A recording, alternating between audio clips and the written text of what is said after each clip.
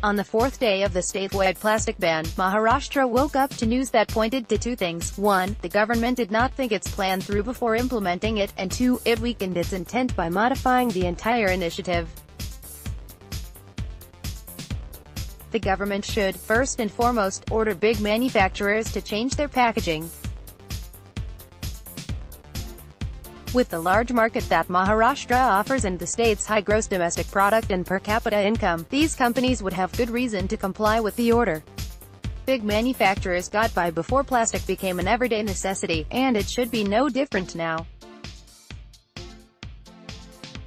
On Monday, the third day of the ban, the government has permitted the use of PET bottles, provided that they are converted to pellets for recycling, carry barcodes to identify the bottlers and work with NGOs and rag pickers to ensure that the pellets are recycled.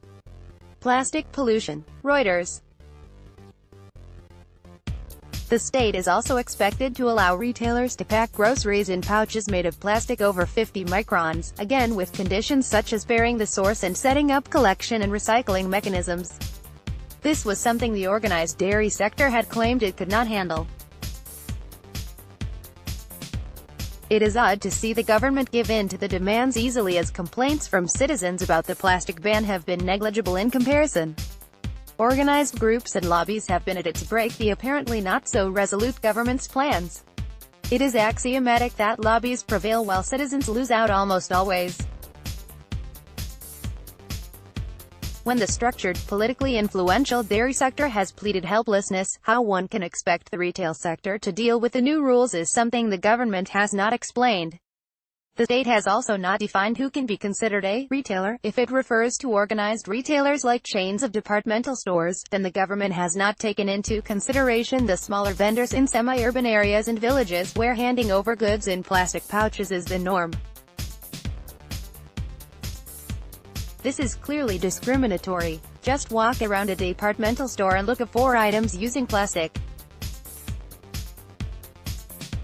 You would be surprised by the amount of plastic and related non-degradable material they use at the store to pack a kilogram of dal in comparison to what your neighborhood grocer would use.